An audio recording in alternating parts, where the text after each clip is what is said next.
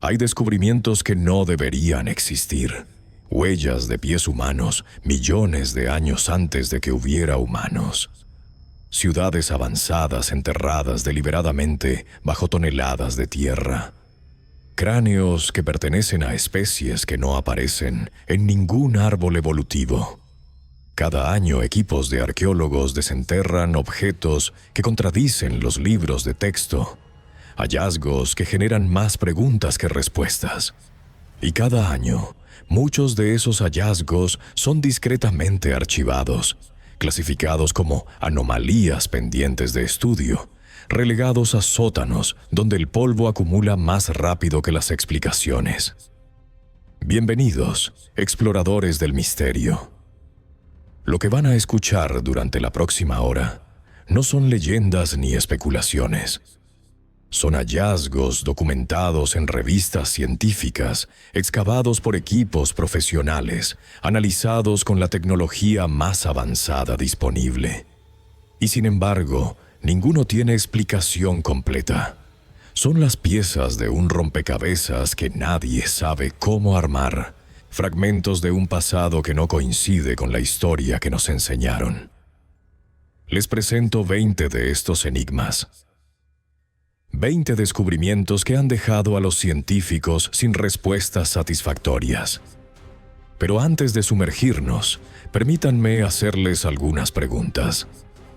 ¿Se han preguntado alguna vez quiénes caminaban por Europa millones de años antes de que el primer homínido supuestamente llegara ahí? ¿Cómo es posible que civilizaciones sin instrumentos de medición calcularan movimientos estelares que nosotros necesitamos computadoras para predecir? ¿Por qué tantas culturas antiguas, separadas por océanos y milenios, desarrollaron conocimientos que parecen exceder sus capacidades técnicas? ¿Y qué causó que civilizaciones enteras desaparecieran simultáneamente, como si algo hubiera apagado las luces del mundo antiguo de golpe? Piensen por un momento en todo lo que creen saber sobre el pasado humano. Los libros de texto nos presentan una narrativa limpia. Evolución gradual, desarrollo tecnológico progresivo, civilizaciones que nacen, crecen y mueren en ciclos predecibles. Es una historia reconfortante. También es, cada vez más claramente, incompleta. Los descubrimientos que vamos a explorar sugieren que hubo capítulos de la historia humana que hemos perdido completamente. Conocimientos que existieron y se desvanecieron. Civilizaciones que florecieron y fueron olvidadas. Contactos, influencias, catástrofes que no aparecen en ningún registro escrito porque ocurrieron antes de que la escritura existiera, o porque los que podrían haberlos registrado no sobrevivieron para hacerlo. Si este viaje hacia lo inexplicable les fascina tanto como a mí, consideren suscribirse a este canal y dejar un comentario con sus propias teorías. Porque en estos misterios, las preguntas del público son tan valiosas como las respuestas de los expertos. Quizás ustedes vean conexiones que los académicos, limitados por sus especialidades, no pueden percibir. Ahora, imaginen que retroceden en el tiempo. No a una época específica, sino a muchas simultáneamente. Están en una playa cretense, donde algo caminó hace casi 6 millones de años. Están bajo una pirámide china que fue enterrada deliberadamente. Están en una cueva marroquí donde los primeros de nuestra especie miraron el cielo y se preguntaron lo mismo que nosotros. ¿De dónde venimos? El pasado no está cerrado. Cada excavación lo reabre. Y lo que encontramos ahí, cada vez más frecuentemente, no tiene explicación. Comenzamos. Creta, 2017. En una playa rocosa cerca del pueblo de Trachilos, el geólogo polaco Gerard Jerlinski nota algo extraño en la piedra erosionada por el mar. Son huellas. Huellas de pies que caminaron erguidos, con talón definido y dedos orientados hacia adelante. huellas inequívocamente homínidas. El problema es que la roca tiene 5.700.000 años de antigüedad, y según todo lo que sabemos sobre evolución humana, ningún ser capaz de dejar esas huellas debería haber existido en Europa en esa época. Imagina el momento del descubrimiento. El sol del Mediterráneo cae sobre la playa. Las olas lamen rocas que fueron sedimento blando hace millones de años. Yerliński camina estudiando formaciones geológicas cuando ve las impresiones. Al principio asume que son recientes, quizás de algún bañista que caminó sobre cemento fresco décadas atrás. Pero al examinarlas más de cerca, nota que están incrustadas en la roca misma, no sobre ella. Son parte del estrato geológico. Son antiguas. Son imposibles. Las huellas de trachilos muestran características inequívocas de pies homínidos. Un dedo gordo alineado con los demás dedos, no opuesto como en los simios. Un arco plantar definido. Un patrón de presión que indica marcha bípeda, caminar erguido sobre dos piernas. Son, en todos los aspectos morfológicos, huellas de un ser que caminaba como nosotros caminamos, pero hace 5.700.000 años, según la teoría evolutiva aceptada. Nuestros ancestros aún vivían en África y sus pies no se parecían a los nuestros. El Australopithecus afarensis, el famoso Lucy, cuyos pies dejaron las huellas de la Etolí en Tanzania, vivió hace 3.700.000 años. 2 millones de años después de las huellas de Creta. Y Lucy aún no tenía pies completamente modernos. ¿Quién caminó por Creta hace casi 6 millones de años, con pies más modernos que los de ancestros que vivirían 2 millones de años después? La comunidad científica reaccionó con escepticismo previsible cuando Yerliński publicó su hallazgo en 2017. Las objeciones fueron múltiples. Las huellas podrían ser de un primate desconocido que convergió independientemente hacia la forma del pie humano. La datación podría estar equivocada. Las impresiones podrían ser formaciones naturales malinterpretadas. Todas estas objeciones fueron abordadas sistemáticamente. La datación fue confirmada por múltiples métodos. Las formaciones naturales no producen los patrones de presión observados, y ningún primate conocido tiene pies que dejen huellas como estas. En 2021, nuevos estudios añadieron un dato aún más desconcertante. Las huellas no eran solo de un individuo. Había al menos 3 seres diferentes que habían caminado por esa playa, incluyendo uno considerablemente más pequeño que los otros, posiblemente un juvenil. Lo que tenemos en Trachilos no es una huella aislada, sino evidencia de un grupo, una familia quizás, de seres bípedos que no deberían existir, caminando por Europa millones de años antes de lo que cualquier teoría predice. Hay implicaciones de este hallazgo que pocos están dispuestos a articular en voz alta. Si homínidos bípedos existían en Europa hace casi 6 millones de años, la narrativa del origen africano de la humanidad requiere revisión radical. O bien nuestros ancestros emigraron de África mucho antes de lo que creíamos y luego regresaron, o bien la evolución hacia la bipedación ocurrió en múltiples lugares simultáneamente, o bien hay algo fundamentalmente equivocado en nuestra comprensión del desarrollo humano. Las huellas de Trachilos permanecen en su playa cretense, visibles para cualquiera que sepa dónde mirar. No están protegidas como las huellas de la Etoli. No tienen un museo construido a su alrededor.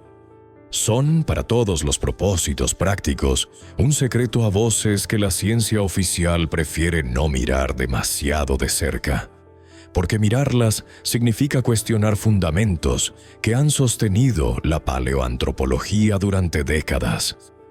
Cada vez que las olas del Mediterráneo lamen esas rocas, erosionan un poco más las huellas. Eventualmente desaparecerán, borradas por el mismo mar que las preservó durante millones de años.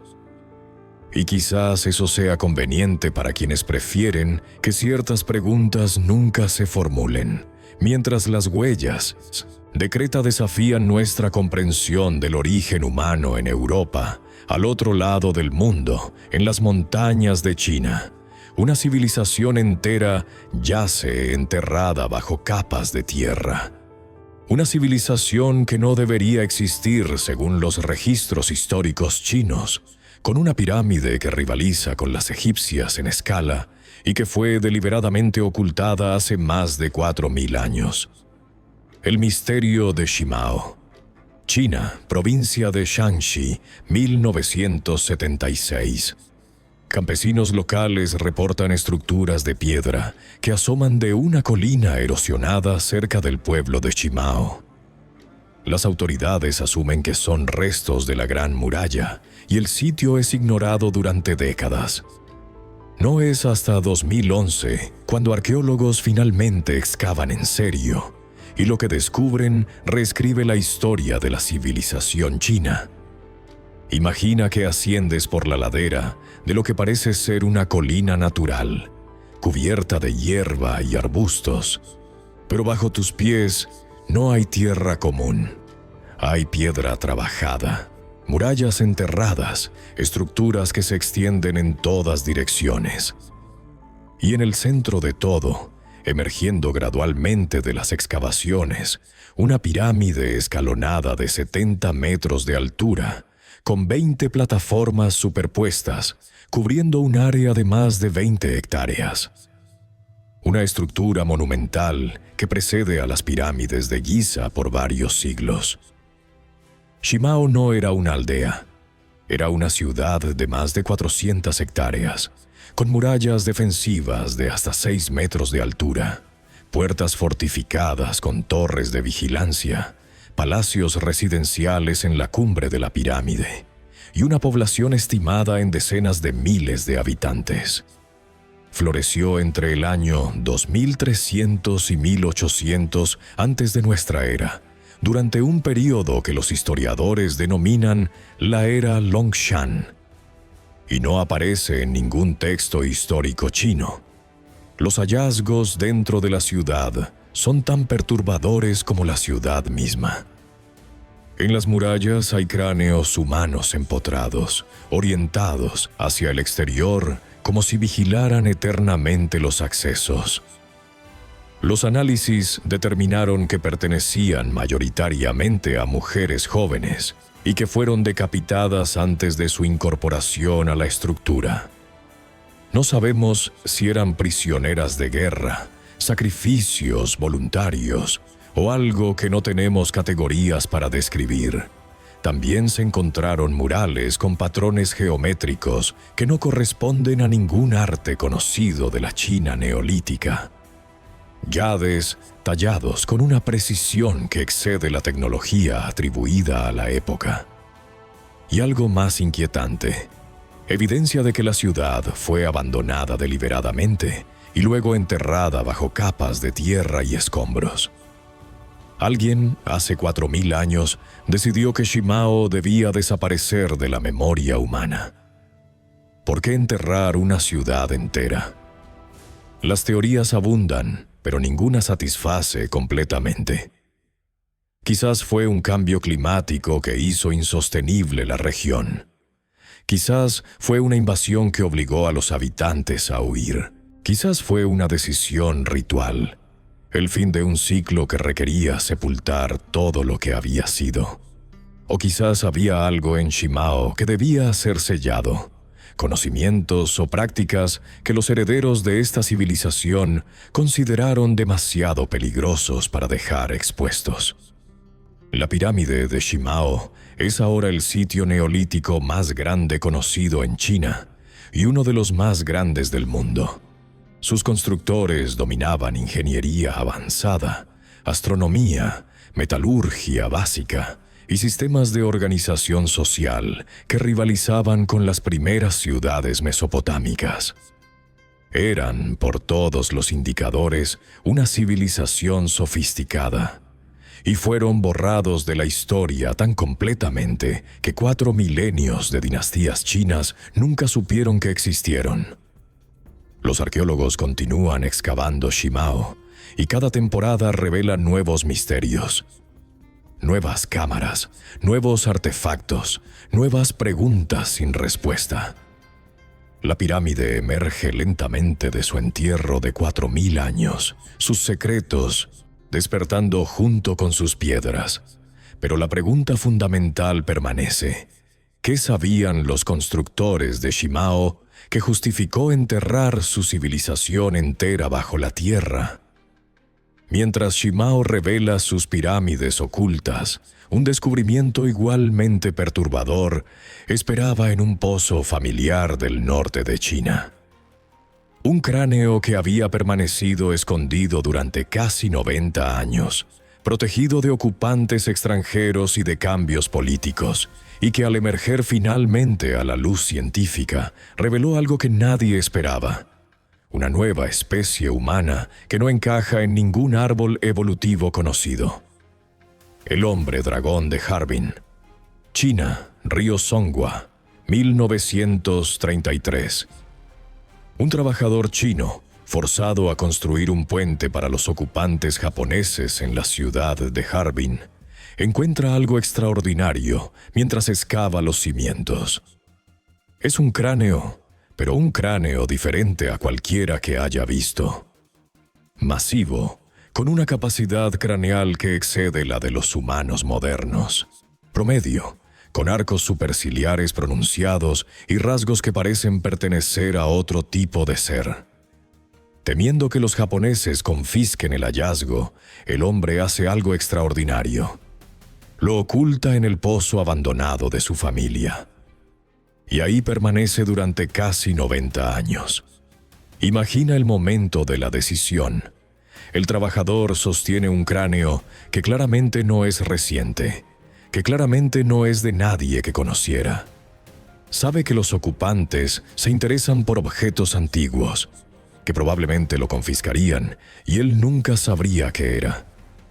Así que lo envuelve en tela, lo baja al pozo de agua que ya no se usa, y no dice nada a nadie. Pasan los años, pasan las décadas. China cambia múltiples veces de gobierno. El hombre envejece y guarda su secreto. No es hasta 2018, en su lecho de muerte, cuando finalmente revela la existencia del cráneo a sus nietos.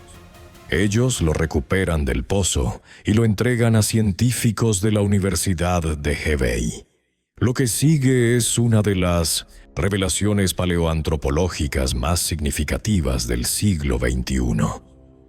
El cráneo de Harbin tiene una antigüedad de aproximadamente 146.000 años. Su capacidad craneal es de 1.420 mililitros, dentro del rango de los humanos modernos. Pero su morfología no corresponde ni a Homo sapiens, ni a neandertales, ni a ninguna otra especie humana conocida. Es algo diferente, algo nuevo. Los científicos lo han bautizado Homo longi, del chino long, que significa dragón, en referencia al río Dragón Negro donde fue encontrado. El pueblo lo llama simplemente el hombre dragón. Lo que hace al cráneo de Harbin verdaderamente extraordinario es su combinación de características. Tiene un rostro sorprendentemente plano y moderno, más parecido al nuestro que al de los neandertales. Tiene un cerebro grande, potencialmente tan capaz como el nuestro de pensamiento abstracto. Pero tiene también rasgos arcaicos que lo separan claramente de nuestra especie. Es, en cierto sentido, un camino evolutivo alternativo. Otra forma de ser humano que coexistió con nuestros ancestros durante decenas de miles de años.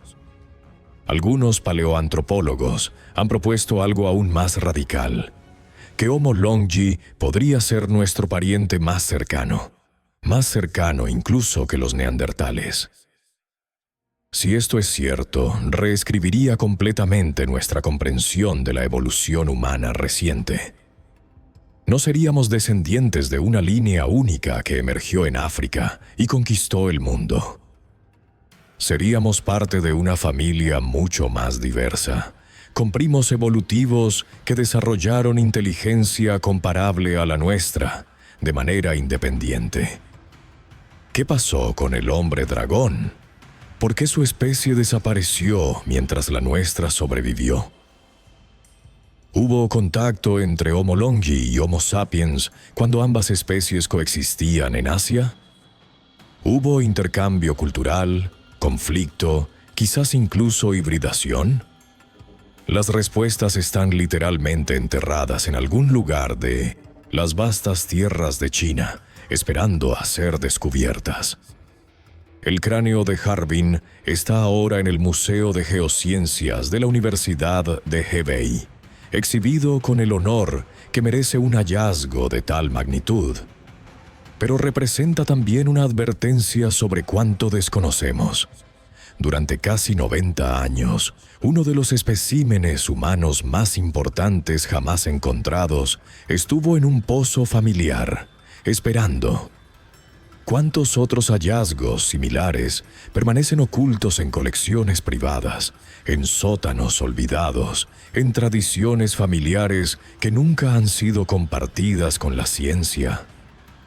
Mientras el hombre dragón desafía nuestra comprensión de la evolución humana, en las ruinas monumentales del Líbano hay piedras que desafían nuestra comprensión de la ingeniería antigua. No los bloques gigantescos que todos conocen, sino los agujeros perfectos que atraviesan algunos de ellos.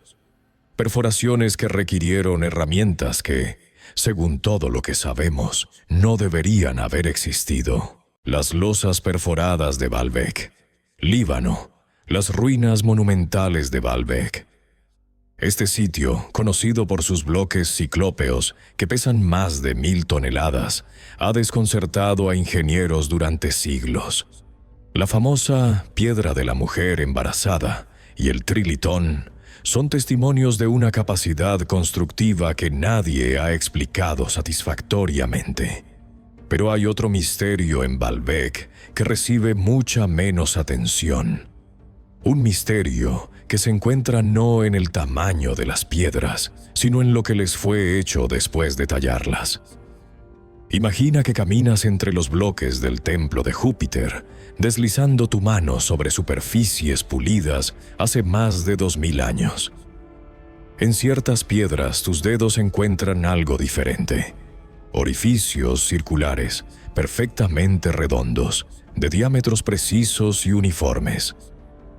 No son marcas de erosión, no son formaciones naturales, son perforaciones deliberadas, algunas de hasta 15 centímetros de diámetro, que atraviesan piedra caliza de extrema dureza con bordes tan limpios que parecen cortados con láser. Los arqueólogos han propuesto que estos orificios servían para insertar grapas de metal que unían bloques adyacentes. Es una explicación funcional y razonable.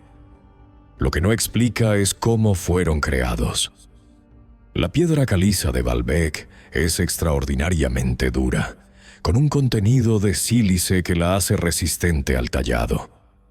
Perforar un orificio limpio de 15 centímetros de diámetro a través de este material requiere, con tecnología moderna, brocas de diamante, sistemas de refrigeración constante y motores capaces de mantener velocidad y presión uniformes.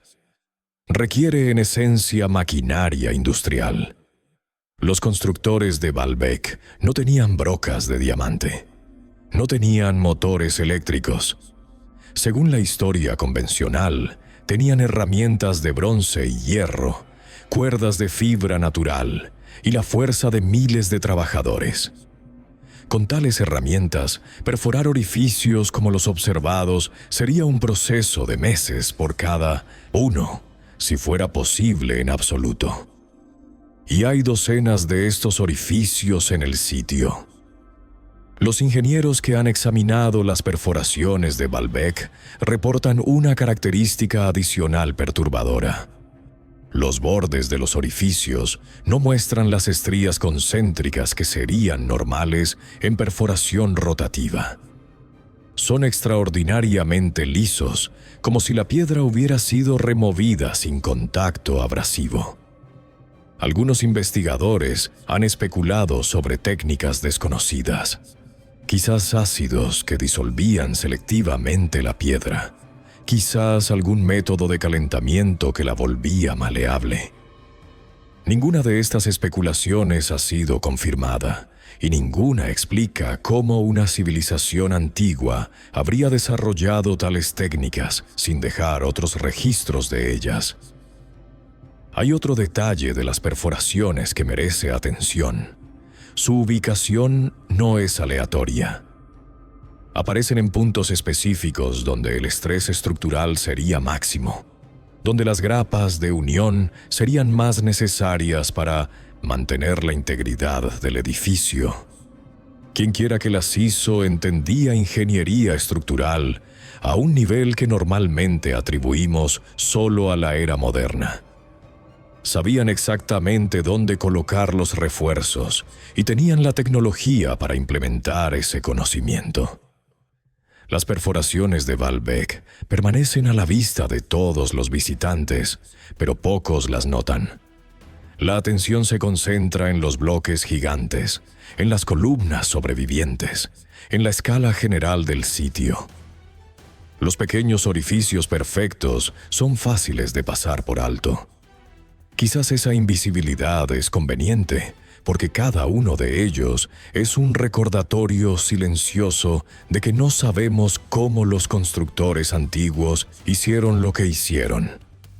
Mientras las perforaciones de Baalbek desafían la ingeniería, en las montañas de Macedonia del Norte hay un sitio que desafía la astronomía. Un observatorio de piedra calibrado hace 4000 años para predecir eclipses con precisión que rivaliza con computadoras modernas. Kokino, el lugar donde seres sin telescopios miraron el cielo y vieron lo que no deberían poder ver. Macedonia del Norte, montañas cercanas a la frontera con Serbia. En la cima de un cono volcánico erosionado, a 1000 metros sobre el nivel del mar, hay un sitio que la NASA ha clasificado como el cuarto observatorio antiguo más importante del mundo. Se llama Kokino, y sus piedras fueron colocadas hace aproximadamente 3800 años para hacer algo que parece imposible: predecir eclipses solares y lunares con precisión matemática. Imagina que estás en Kokino al amanecer del solsticio de verano. El sol asciende sobre el horizonte oriental, y su luz atraviesa ranuras específicas talladas en piedras verticales, proyectando haces luminosos sobre marcadores en el suelo. Estas ranuras no están ubicadas al azar. Están calibradas para capturar la posición exacta del sol en fechas específicas. Los solsticios, los equinoccios y puntos intermedios que corresponden a festividades agrícolas. El observatorio funciona como un calendario gigante, marcando el paso del año con precisión de días. Pero Kokino hace algo más que marcar fechas solares. Hay piedras orientadas hacia puntos del horizonte, donde la luna sale en los extremos de su ciclo de 18 años y medio, el llamado ciclo de Metón, que relaciona años solares con meses lunares. Este ciclo es fundamental para predecir eclipses, y su comprensión requiere observación continua durante al menos una generación humana. Los constructores de Kokino no solo observaron, registraron, calcularon y construyeron estructuras permanentes que codificaban su conocimiento. ¿Cómo lo hicieron? No tenían escritura, al menos ninguna que haya sobrevivido. No tenían instrumentos de medición más sofisticados que palos y cuerdas. No tenían las matemáticas formales que normalmente asociamos con cálculos astronómicos. Y sin embargo, las alineaciones de Kokino funcionan. Han sido verificadas con instrumentos modernos y corresponden exactamente a las posiciones astronómicas que pretenden marcar. Hay una característica del sitio que los guías turísticos raramente mencionan. Algunas de las piedras de observación tienen pequeños orificios que atraviesan su espesor en ángulos específicos. Cuando miras a través de estos orificios hacia el cielo nocturno, apuntan a estrellas que no deberían ser visibles a simple vista desde esa latitud. Estrellas de magnitud demasiado débil para percibir sin amplificación óptica. Y sin embargo, los orificios están ahí, orientados con precisión que sugiere propósito deliberado. ¿Tenían los constructores de Kokino algún medio de amplificar su visión? ¿Conocían la existencia de estrellas invisibles por otros medios, quizás transmitidos desde una fuente más antigua? ¿O hay algo sobre las capacidades del ojo humano en condiciones de oscuridad total que la ciencia moderna no ha documentado completamente? Las respuestas permanecen tan elusivas como las estrellas que las piedras señalan. Kokino sigue siendo un sitio activo de investigación, pero los hallazgos generan más preguntas que respuestas. Lo que es indiscutible es que hace casi 4.000 años, en estas montañas balcánicas, existió una tradición de conocimiento astronómico que no encaja en ningún modelo de desarrollo cultural conocido. Mientras las piedras de Kokino apuntan al cielo, en las islas del Mediterráneo central hay surcos que apuntan hacia el mar. Surcos paralelos grabados en roca que se extienden kilómetros, algunos descendiendo bajo las olas, como si marcaran rutas de vehículos que transitaron cuando el nivel del mar era diferente. Las huellas de ruedas de Malta, un misterio que nadie ha resuelto. Malta, las islas del centro del Mediterráneo.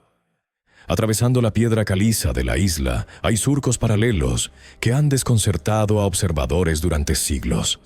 Se les llama cart ruts en inglés, huellas de carro, y a primera vista eso parecen. Las marcas dejadas por ruedas de vehículos que transitaron repetidamente por las mismas rutas hasta grabar la piedra. Pero cuando examinas estos surcos de cerca, nada cuadra con la explicación simple.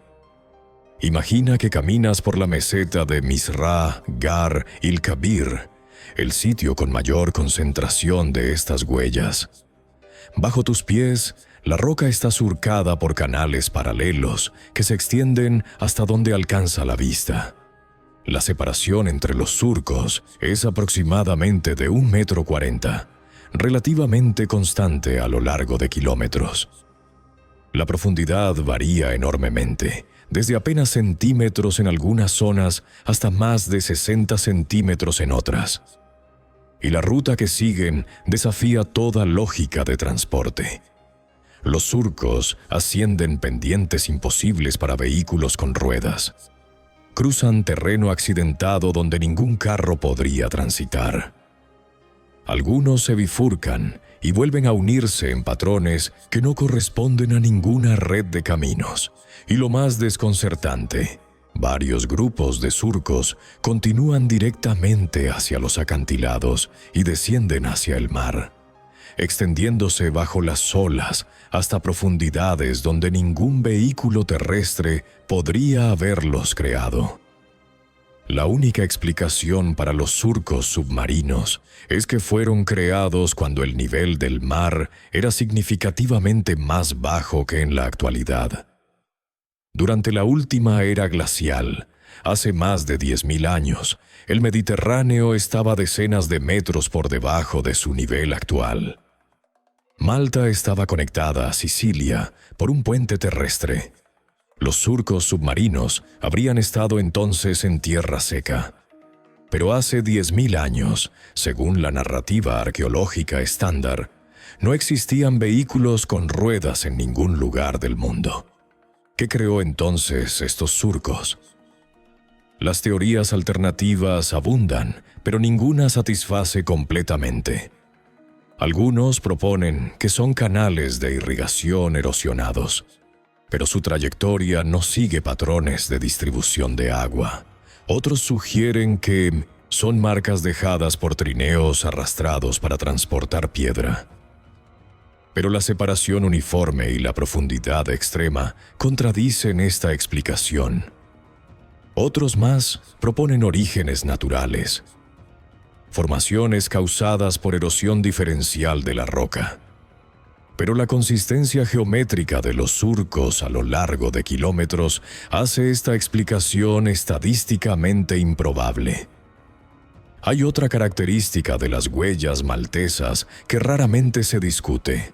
En algunos puntos, los surcos muestran marcas transversales regularmente espaciadas, como si algo se hubiera apoyado en el fondo del canal a intervalos medidos. Algunos investigadores las han interpretado como evidencia de algún tipo de sistema de suspensión o de propulsión que no comprendemos. Las marcas son demasiado regulares para ser aleatorias, pero no corresponden a ningún mecanismo de transporte conocido.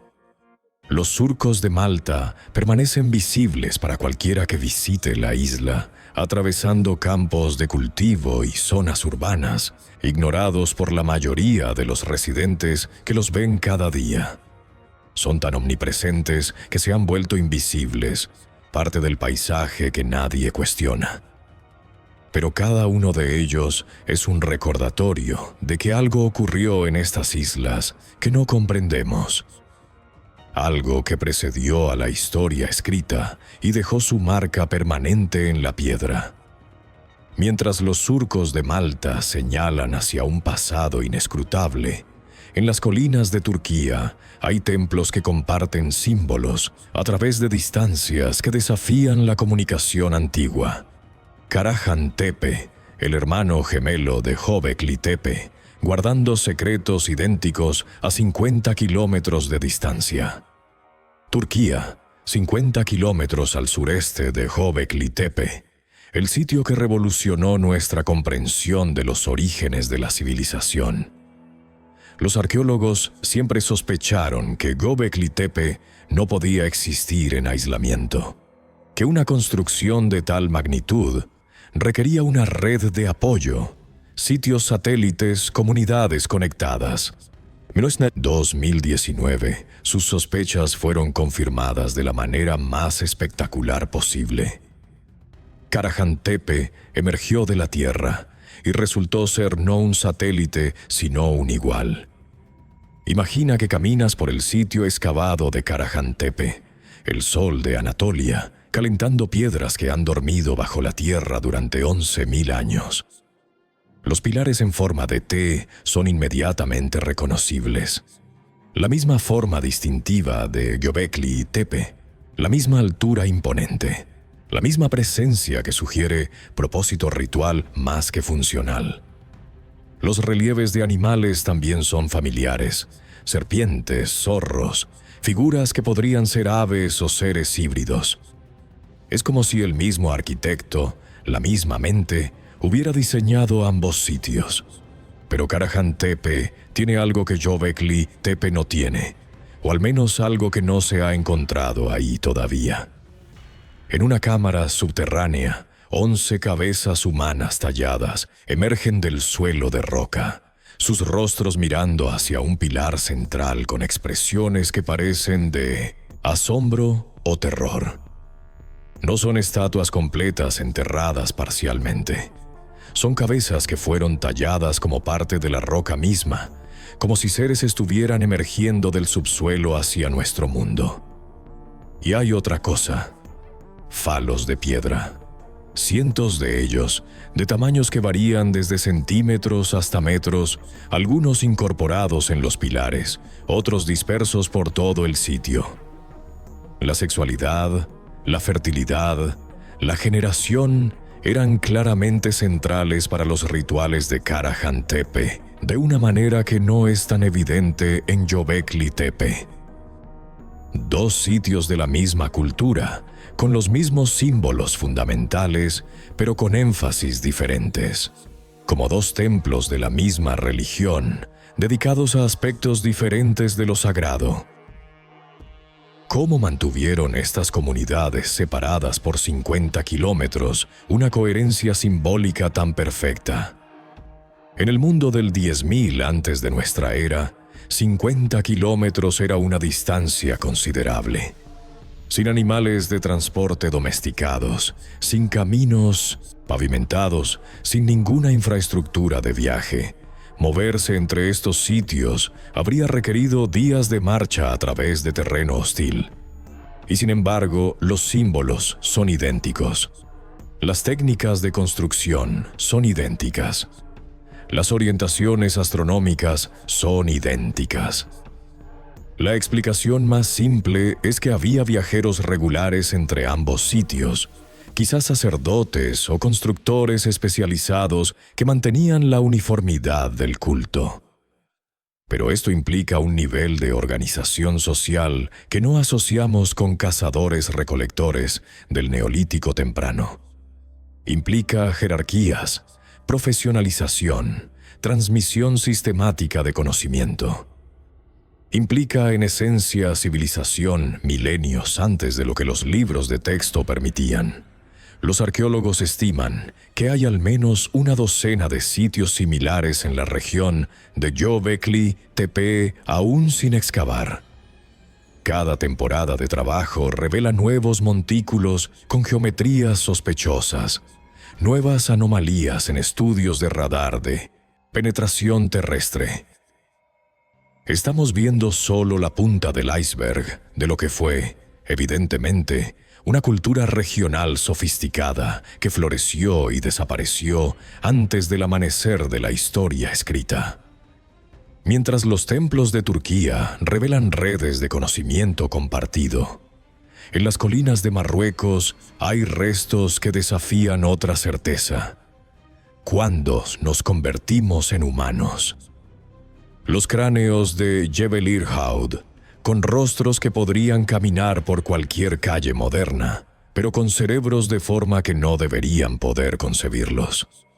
Marruecos, 1961.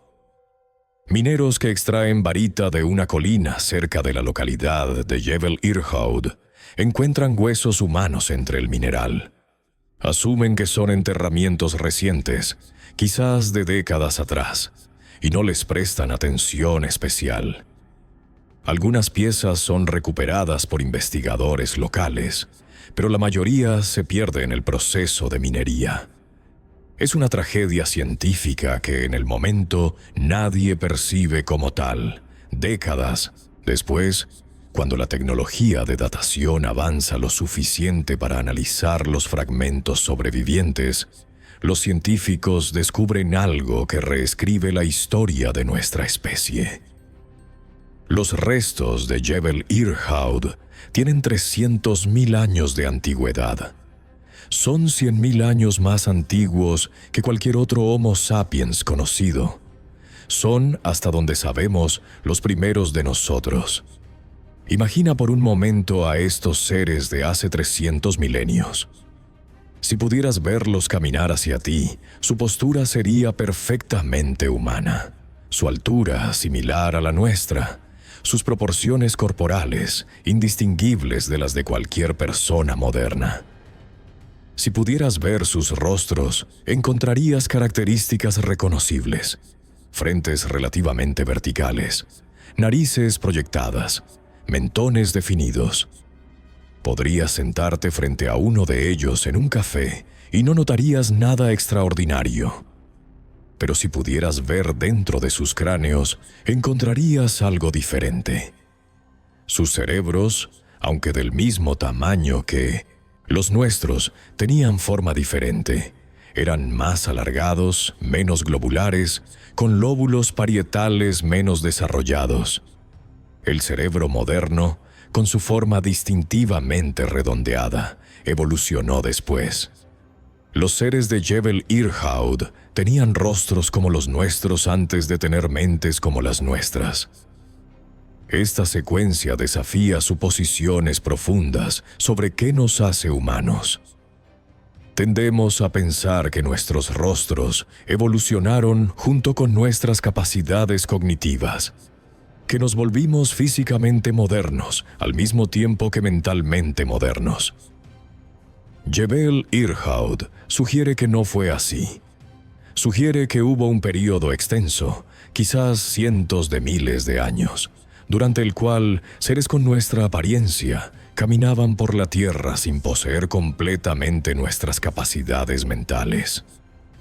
O quizás las poseían, pero las expresaban de maneras que no podemos reconocer en el registro fósil.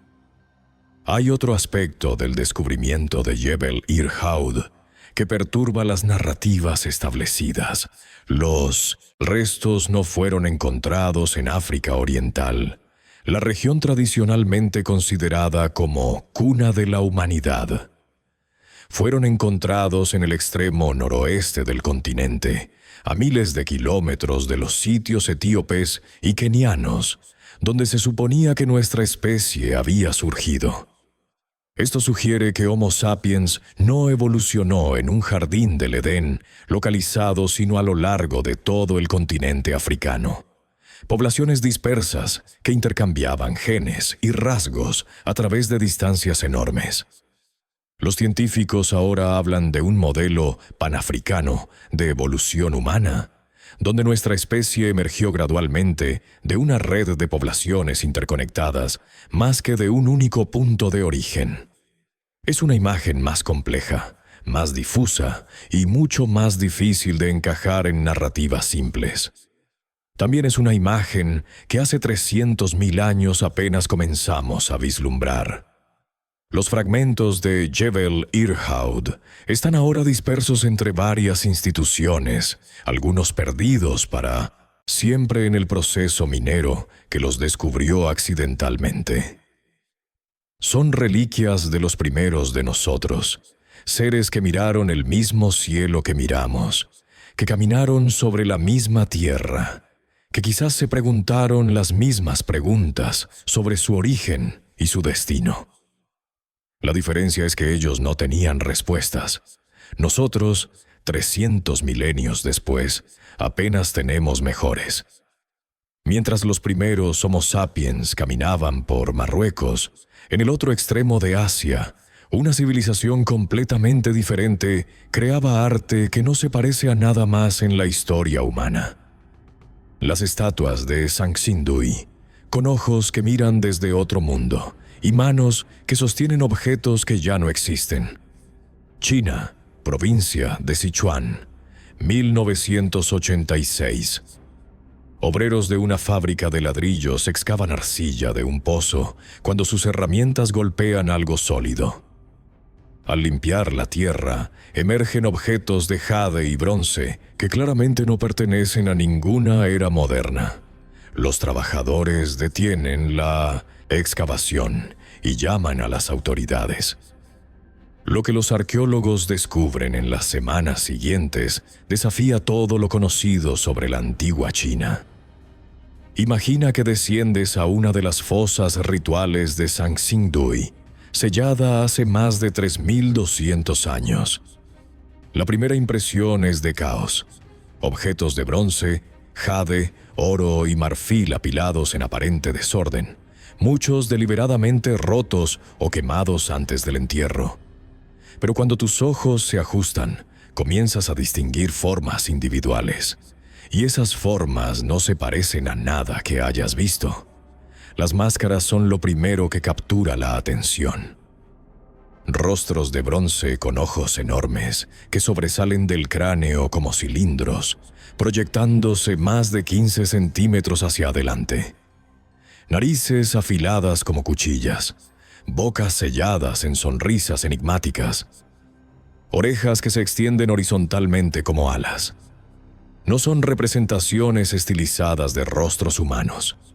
Son representaciones de algo diferente, algo que los artistas de Sangsingdui claramente consideraban digno de veneración, pero que no corresponde a ningún ser humano que conozcamos. La estatua más grande encontrada mide 2,60 metros de altura, la figura de bronce más alta conocida del mundo antiguo. Representa un ser humanoide de pie sobre un pedestal elaborado, sus manos extendidas frente al cuerpo en un gesto de ofrenda o súplica. Las manos están curvadas como si sostuvieran algo, un objeto cilíndrico que ya no existe. ¿Qué sostenía esta figura monumental? ¿Un cetro de poder? ¿Un instrumento ritual? ¿Algo que los enterradores decidieron que no debía sobrevivir? Hay un árbol de bronce que mide casi 4 metros de altura, con ramas que sostienen pájaros, frutas y símbolos que no corresponden a ningún sistema de escritura conocido. Es, posiblemente, una representación del árbol cósmico que conecta los mundos en muchas mitologías asiáticas. ¿O es algo completamente diferente que no tenemos marco para interpretar? Lo más perturbador de Sangsingdui no son los objetos individuales, sino su contexto. Esta civilización floreció simultáneamente con la dinastía Shang, que dominaba el centro de China, y cuyos textos y bronces son bien conocidos. Pero Sangsingdui no aparece en ningún registro Shang. No hay menciones de comercio, de guerra, de embajadas, de nada. 2 civilizaciones sofisticadas existieron a menos de 1,000 kilómetros de distancia durante siglos y, según los documentos sobrevivientes, ignoraron completamente la existencia la una de la otra. ¿Cómo es eso posible? ¿O es que los registros que mencionaban a Sangsingdui fueron destruidos deliberadamente? ¿O es que la civilización de Sangsingdui era tan diferente, tan extraña para los Shang, que preferían no reconocer su existencia? Las excavaciones de Sangsingdui continúan hasta hoy. En 2020 y 2021, 6 nuevas fosas rituales fueron descubiertas, conteniendo más de 500 objetos adicionales. Cada hallazgo profundiza el misterio en lugar de resolverlo. Máscaras de oro con los mismos ojos tubulares, figuras arrodilladas sosteniendo recipientes de jade, un altar de bronce que representa una montaña cósmica poblada de seres que no son humanos ni animales conocidos. Sangsingdui es ahora uno de los sitios arqueológicos más importantes de China, con un museo dedicado que atrae millones de visitantes. Pero las preguntas fundamentales permanecen sin respuesta. ¿Quiénes eran estos seres con ojos de tubo que los habitantes de Sangsingdui veneraban? ¿Por qué fueron todos los objetos rituales destruidos y enterrados simultáneamente hace 3,000 años? ¿Y qué relación, si alguna, tenían con otras civilizaciones del mundo antiguo que también representaban seres con ojos anormalmente grandes? Mientras los rostros de Sangsingdui miran desde otro mundo, en el Valle del Jordán hay evidencia de una destrucción que vino de este mundo, o quizás de más allá. Una ciudad próspera convertida en vidrio y ceniza en un instante, con temperaturas que solo una explosión cósmica podría explicar. El misterio de Tal el-Hammam. Jordania, valle del río Jordán, hace aproximadamente 3,600 años. Una ciudad que había prosperado durante más de 2 milenios, con murallas de 5 metros de espesor, palacios de varios pisos y una población de quizás 8,000 habitantes, desapareció en un instante. No declinó gradualmente. No fue conquistada por ejércitos. Simplemente dejó de existir, sus estructuras convertidas en escombros vitrificados, sus habitantes vaporizados tan completamente que apenas quedaron huesos. Imagina el momento de la destrucción. Es un día como cualquier otro en Tal el-Hammam. Los mercaderes negocian en las plazas, los artesanos trabajan en sus talleres, los niños juegan en las calles estrechas. El sol brilla sobre el valle del Jordán. Las palmeras se mecen con la brisa del mar muerto cercano. Y entonces, sin advertencia, el cielo se enciende. Lo que los arqueólogos han encontrado en Tal el-Hammam es evidencia de temperaturas superiores a 2000 grados centígrados, suficientes para convertir la arcilla de las construcciones en vidrio, para vaporizar metales, para fundir piedra caliza. El calor fue tan intenso y tan breve que los objetos en el lado de las estructuras que daba hacia el norte muestran menos daño que los del lado sur, como si una fuente de calor extraordinario hubiera irradiado desde una dirección específica del cielo. El suelo del sitio contiene microesférulas de material fundido, diminutas gotas de roca vaporizada que se solidificaron al caer. Contiene también cristales de cuarzo impactados, deformados por presiones que solo se generan en explosiones de escala cósmica o nuclear.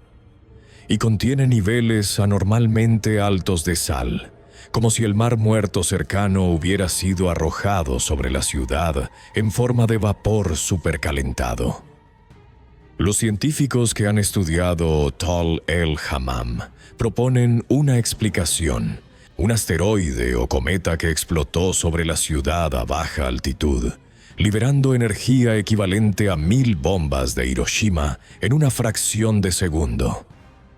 Un evento similar al de Tunguska en Siberia en 1908, pero sobre un centro poblado. Un fenómeno astronómico catastrófico que, por pura mala suerte, impactó directamente sobre una de las ciudades más prósperas de la Edad del Bronce. Hay quienes han notado las similitudes entre la destrucción de Tal el-Hammam y la historia bíblica de Sodoma y Gomorra, las ciudades destruidas por fuego del cielo, según el Génesis. La ubicación geográfica coincide aproximadamente. El período temporal es compatible. Los efectos descritos en el texto bíblico, fuego y azufre cayendo del cielo, la esposa de Lot convertida en estatua de sal, corresponden de manera inquietante con lo que un evento de impacto aéreo causaría. No estamos sugiriendo que la Biblia sea literalmente cierta, pero quizás preserva el recuerdo, transmitido durante generaciones, de una catástrofe real que fue interpretada en términos teológicos por quienes la presenciaron desde lejos. Lo que es indiscutible es que algo destruyó Tal el-Hammam de manera catastrófica e instantánea. La ciudad no fue reconstruida. La región circundante permaneció despoblada durante siglos, como si el suelo mismo hubiera quedado envenenado o maldito. El terror de lo ocurrido fue tan profundo que generaciones posteriores evitaron el lugar, quizás temiendo que el fuego del cielo pudiera caer de nuevo. Tal el-Hammam es ahora un sitio arqueológico activo, pero sus implicaciones se extienden mucho más allá de la academia. Si un impacto cósmico destruyó una ciudad de la Edad del Bronce, eventos similares pueden haber ocurrido en otros lugares y épocas, destruyendo civilizaciones que apenas comenzaban a florecer. Y eventos similares pueden ocurrir en el futuro, sobre cualquier ciudad de nuestro mundo moderno. Mientras el fuego cayó sobre el Jordán, en las Islas Británicas se construía algo de escala igualmente impresionante, pero con propósitos completamente diferentes. Dorrington Walls, la estructura circular más grande de la prehistoria británica, eclipsando incluso a su vecino más famoso, Stonehenge. Inglaterra, a menos de 3 kilómetros de Stonehenge, Bajo campos que parecen perfectamente ordinarios, utilizados para pastoreo durante siglos, hay algo que empequeñece al monumento más famoso del mundo. Dorrington Walls es un recinto circular de más de 500 metros de diámetro, rodeado por fosos que originalmente tenían 5 metros de profundidad y terraplenes que alcanzaban altura similar. En su interior había estructuras de madera enormes, círculos de postes que rivalizaban con los trilitos de piedra de Stonehenge en escala y complejidad. Imagina que pudieras ver Dorrington Walls como era hace 4.500 años, antes de que la madera se pudriera y los terraplenes se erosionaran. Verías un espacio sagrado capaz de contener miles de personas, con avenidas procesionales que lo conectaban con el río Avon, y desde ahí con Stonehenge mismo. Verías estructuras circulares de postes de madera, algunos de más de 1 metro de diámetro, levantándose hacia el cielo en configuraciones que replicaban las piedras de su vecino más duradero. Verías un complejo ceremonial integrado, 2 polos de un mismo sistema ritual, uno de piedra para los muertos, uno de madera para los vivos. Pero en 2020, estudios con radar de penetración terrestre revelaron algo que nadie esperaba. Rodeando Dorrington Walls, a una distancia uniforme de aproximadamente 800 metros, hay un anillo de al menos 20 pozos enormes. Cada pozo mide aproximadamente 10 metros de diámetro y 5 de profundidad. Fueron excavados deliberadamente y luego rellenados, quizás con material ritual, quizás simplemente con la tierra extraída. Forman un círculo perfecto de más de 2 kilómetros de diámetro, la estructura prehistórica más grande jamás descubierta en Gran Bretaña. ¿Para qué se excavaron estos pozos? No eran cimientos para postes, son demasiado profundos y anchos. No eran almacenes de agua, su forma no es apropiada. No eran tumbas, no se han encontrado restos humanos en los que han sido investigados. Parecen haber sido excavados solo para existir. Marcadores monumentales de un límite sagrado que nadie más que sus creadores entendía. Hay una teoría que sugiere que los pozos servían como una especie de cuenta regresiva, marcadores que se llenaban o vaciaban para señalar el paso de algún ciclo ceremonial. Otros proponen que contenían ofrendas perecederas que no han sobrevivido. Otros más sugieren que eran puramente simbólicos, representaciones del poder de la comunidad que podía movilizar suficiente mano de obra para crear estructuras sin función práctica aparente. Lo que es indiscutible es la escala del esfuerzo requerido. Excavar 20 pozos de esas dimensiones, incluso con herramientas modernas, tomaría semanas de trabajo con equipos mecánicos. Con las herramientas de hueso y asta disponibles en el Neolítico, cada pozo representaría meses de excavación por decenas de trabajadores. El anillo completo habría requerido un esfuerzo comunitario de años, quizás décadas. Y cuando terminaron, llenaron los pozos de nuevo, borrando su trabajo de la superficie visible. Dorrington Walls y su anillo de pozos permanecen mayoritariamente bajo tierra, preservados por la misma invisibilidad que los protegió durante milenios. Los turistas que visitan Stonehenge raramente saben que a pocos kilómetros hay algo mucho mayor, una estructura que define nuestra comprensión de lo que las comunidades neolíticas eran capaces de lograr. Mientras los constructores británicos excavaban sus pozos ceremoniales, al otro lado del mundo, un emperador chino preparaba su tumba con precauciones que van más allá de lo ritual. Ríos de mercurio líquido, un metal tóxico y conductor, fluyendo eternamente en cámaras que nadie ha abierto en más de 2000 años.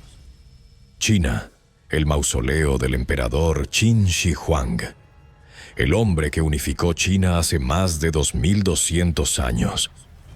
Su tumba es quizás el proyecto funerario más ambicioso de la historia humana. Una montaña artificial de más de 70 metros de altura que alguna vez estuvo recubierta de árboles plantados para simular un bosque natural. Los guerreros de terracota que guardan su perímetro son mundialmente famosos. Más de 8.000 figuras de tamaño natural que han fascinado al mundo desde su descubrimiento en 1974. Pero los guerreros son solo la antesala de algo que nadie ha visto. Imagina lo que los textos antiguos describen.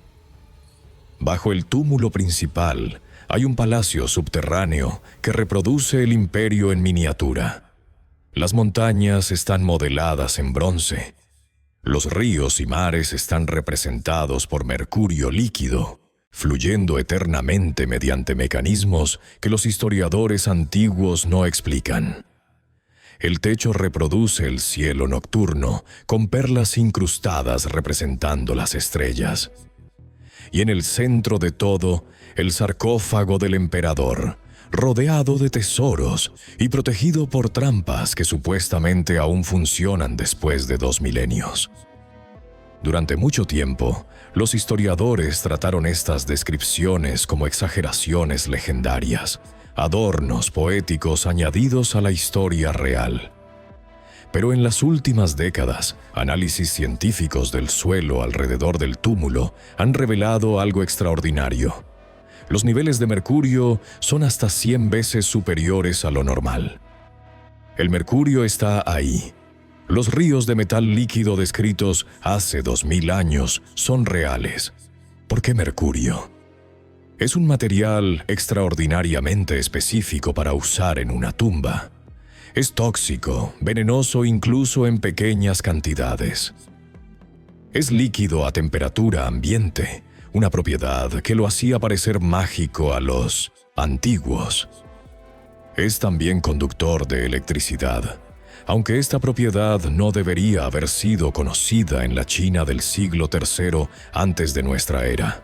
¿O sí? Hay teorías que sugieren que el mercurio servía a propósitos más allá de lo simbólico. Algunos proponen que funcionaba como preservante, sus vapores tóxicos manteniendo el cuerpo del emperador en un estado de suspensión química. Otros sugieren que era parte de un sistema alquímico, un intento de lograr la inmortalidad que Qin Shi Huang buscó obsesivamente durante toda su vida. Otros más proponen explicaciones que rozan lo fantástico, que el mercurio formaba parte de algún mecanismo o sistema cuya función no comprendemos. Las cámaras centrales permanecen selladas. El gobierno chino ha declarado que no serán abiertas hasta que exista tecnología capaz de preservar todo lo que contengan sin daño.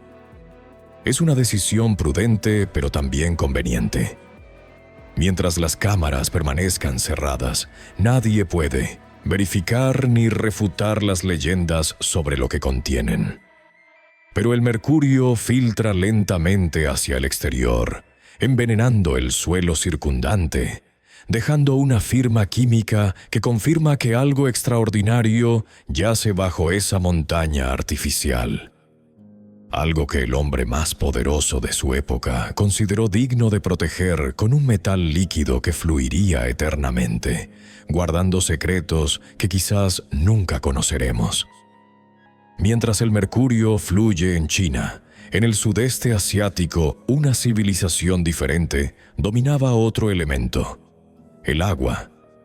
El Imperio Jemer de Angkor construyó un sistema hidráulico de escala que no sería igualada hasta la era industrial, controlando millones de metros cúbicos de agua sin ninguna maquinaria visible. Camboya, las ruinas del Imperio Jemer. Los templos de Angkor son reconocidos como maravillas arquitectónicas, pero lo que hay debajo y alrededor de ellos es igualmente asombroso. Un sistema hidráulico que cubría más de 1000 kilómetros cuadrados con embalses que almacenaban suficiente agua para abastecer a una ciudad de 1 millón de habitantes durante la estación seca, y canales que la distribuían con precisión que los ingenieros modernos todavía estudian con admiración. Imagina que sobrevuelas Angkor en su apogeo, hace 800 años. Lo que verías no sería solo templos, sino una red de agua que define el paisaje entero. El Baray Occidental, un embalse de 8 kilómetros de largo por 2 de ancho, brillando bajo el sol tropical. El Baray Oriental, de dimensiones similares, alimentando canales que se ramifican como arterias hacia todos los rincones de la ciudad. Estanques menores, miles de ellos, cada uno conectado a la red, cada uno cumpliendo una función específica en el sistema integral. Los Gemeres enfrentaban un desafío hidrológico extremo. Una estación de lluvias que traía inundaciones devastadoras, seguida de una estación seca que podía durar 6 meses. La solución convencional habría sido o evacuar durante las lluvias o sufrir durante la sequía. La solución Gemer fue capturar el exceso de agua de la estación húmeda y liberarla gradualmente durante la seca, convirtiendo un problema en una ventaja. Pero lo que hace al sistema de Angkor verdaderamente extraordinario no es solo su escala, sino su precisión. Los canales tienen pendientes calibradas para mantener velocidades de flujo específicas. Las compuertas de distribución aparentemente funcionaban mediante diferencias de presión hidrostática, sin necesidad de mecanismos móviles que se desgastarían. Los embalses estaban diseñados con profundidades variables que optimizaban la evaporación y la infiltración. Todo funcionaba como una máquina, pero una máquina sin partes móviles visibles. ¿Cómo diseñaron los ingenieros gemeres un sistema de tal complejidad? No tenían instrumentos de medición de precisión. No tenían la teoría de mecánica de fluidos que Occidente desarrollaría siglos después. No tenían, según lo que sabemos, ninguna tradición de ingeniería hidráulica que pudiera haber proporcionado los conocimientos necesarios. Y sin embargo, construyeron algo que funcionó perfectamente durante siglos. Hay evidencia de que el sistema de Angkor eventualmente contribuyó a la caída del imperio. Cambios climáticos en los siglos XIV y XV alteraron los patrones de lluvia, de maneras que el sistema no podía compensar. Inundaciones que excedían la capacidad de los embalses se alternaban con sequías que los vaciaban completamente. La infraestructura que había sostenido a 1 millón de personas se convirtió en un pasivo, requiriendo mantenimiento constante que una población diezmada no podía proporcionar. Los templos de Angkor fueron gradualmente abandonados, devorados por la selva durante siglos, hasta que exploradores franceses los redescubrieron en el siglo XIX.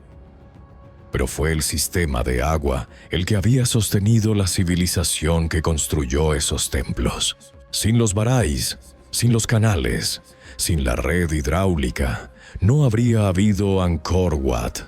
Hoy, partes del sistema antiguo están siendo restauradas para uso agrícola moderno. Ingenieros que estudian los canales Gemeres reportan que sus diseños todavía funcionan, que el agua fluye donde los constructores de hace 800 años pretendían que fluyera. Es un testimonio a una ingeniería que no hemos superado, solo igualado. Mientras los Gemeres controlaban el agua, en cavernas paleolíticas de Europa y otros continentes, nuestros ancestros remotos creaban herramientas de hueso con precisión que desafía explicación.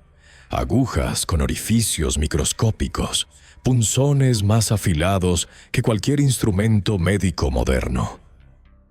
Las herramientas imposibles de la Edad de Piedra. En múltiples sitios paleolíticos del mundo, dispersos a través de continentes y separados por decenas de miles de años. Los arqueólogos han encontrado herramientas de hueso con características que desafían todo lo que creemos saber sobre las capacidades técnicas de nuestros ancestros. No son las hachas de piedra ni las puntas de lanza que imaginamos cuando pensamos en el hombre primitivo. Son instrumentos de precisión que rivalizan con la manufactura moderna. Imagina que sostienes una aguja de coser de hace 30.000 años. Es de hueso de ave, pulida hasta un brillo que refleja la luz. En un extremo termina en una punta tan afilada que penetra el cuero más grueso sin esfuerzo. En el otro extremo hay un orificio para el hilo, perfectamente redondo, de menos de 1 milímetro de diámetro.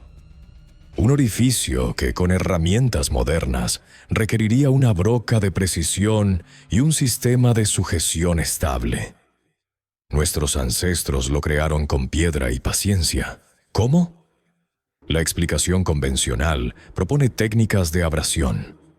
Frotar el hueso contra piedra repetidamente hasta lograr la forma deseada.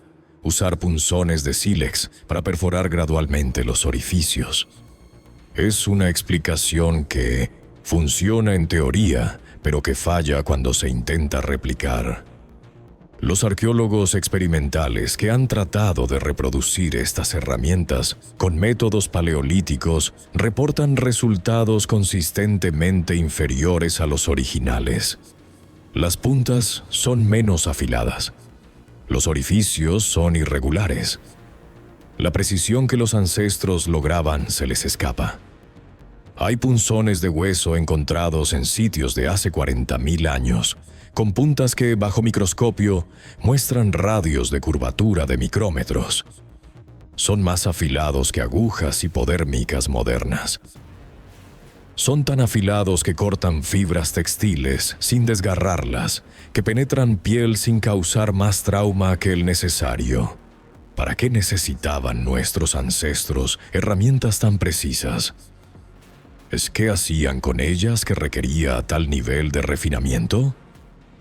La respuesta convencional es que cosían ropa, que trabajaban cuero, que realizaban tareas domésticas, que exigían herramientas finas. Es una respuesta razonable. Lo que no explica es por qué las herramientas eran más precisas de lo necesario para estas tareas. Puedes coser pieles con una aguja relativamente tosca. No necesitas orificios de medio milímetro para pasar tendones o fibras vegetales. El exceso de precisión sugiere o bien capacidades técnicas que subestimamos, o bien usos que no hemos identificado. Hay otra característica de estas herramientas que merece atención. Muchas muestran patrones de desgaste que no corresponden a los usos propuestos. Agujas que nunca parecen haber cosido. Punzones que nunca parecen haber perforado. Como si hubieran sido fabricadas con un propósito que no involucraba contacto frecuente con materiales de trabajo. ¿Eran herramientas rituales? ¿Demostraciones de habilidad artesanal sin función práctica? ¿O instrumentos para tareas que no hemos imaginado? Las herramientas de hueso ultraprecisas permanecen en colecciones de museos de todo el mundo, generalmente exhibidas como ejemplos de tecnología paleolítica sin mención de sus características anómalas. Son testigos silenciosos de capacidades que no atribuimos a nuestros ancestros, habilidades que quizás poseían y que hemos olvidado que era posible lograr sin maquinaria moderna. Mientras nuestros ancestros creaban instrumentos de precisión imposible, en Europa Central ocurrió algo que desafía no solo nuestra comprensión técnica, sino nuestra comprensión de la naturaleza humana. El enterramiento masivo de Herxheim, donde más de 1.000 personas fueron procesadas de maneras que ninguna teoría explica satisfactoriamente. Alemania, cerca de la frontera con Francia, hace aproximadamente 7.000 años. En un asentamiento de la cultura de la cerámica de bandas, la primera cultura agrícola de Europa Central, algo ocurrió que los arqueólogos aún luchan por explicar. Más de 1000 individuos, hombres, mujeres y niños de todas las edades, fueron procesados sistemáticamente. Sus cuerpos fueron desarticulados. Sus cráneos fueron convertidos en cuencos. Sus huesos fueron fragmentados siguiendo patrones precisos. Y luego todo fue depositado en fosas, junto con cerámica rota y objetos traídos de cientos de kilómetros de distancia. Imagina el proceso, si puedes. Cuerpos humanos siendo tratados con la misma metodología que aplicarías a animales de caza. Carne removida de huesos con herramientas de piedra. Cráneos abiertos y vaciados, sus bases recortadas para formar recipientes utilizables. Huesos largos fracturados de maneras específicas, posiblemente para extraer médula. Todo realizado no en frenesí, sino con orden, con sistema, con lo que parece ser ritual establecido. Los análisis isotópicos de los restos revelaron algo que profundiza el misterio. Las víctimas no eran locales. Vinieron de regiones distantes, algunas a más de 500 kilómetros de Herxheim. Sus dietas eran diferentes, sus orígenes geográficos diversos. Fueron traídos a este lugar específico desde direcciones múltiples para ser procesados y depositados. No fue una masacre de guerra contra un enemigo identificable. Fue algo organizado a escala regional, algo que requirió coordinación entre comunidades separadas por semanas de viaje. ¿Qué fue? Las teorías se dividen en campos irreconciliables. Algunos proponen canibalismo ritual, ceremonias donde el consumo de los muertos transmitía su poder o sus conocimientos a los vivos. Es una práctica documentada en múltiples culturas históricas. Pero el número de víctimas en Herxheim excede cualquier paralelo conocido, y el período de tiempo en que ocurrieron las deposiciones, estimado en menos de 50 años, sugiere frecuencia que va más allá de lo ceremonial ocasional.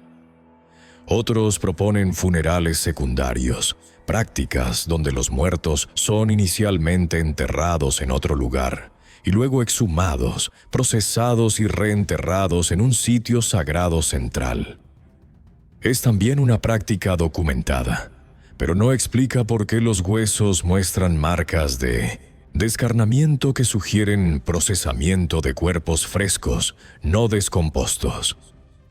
Otros más proponen guerra y ejecución, un sitio donde enemigos capturados eran ejecutados y sus restos tratados de maneras diseñadas para humillarlos o destruir su existencia en el más allá.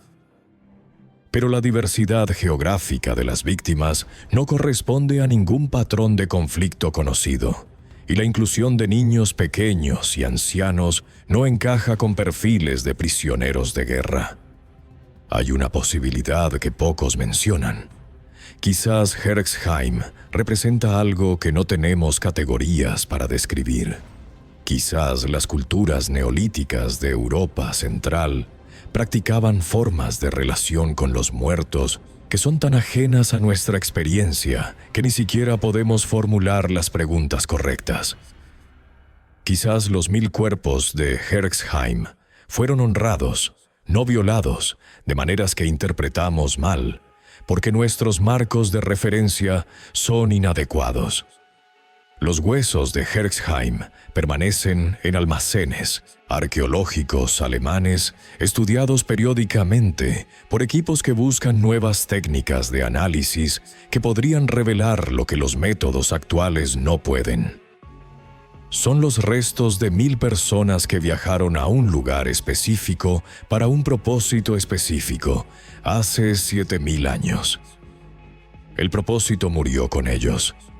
Solo los huesos quedaron para contarnos una historia que no sabemos cómo leer.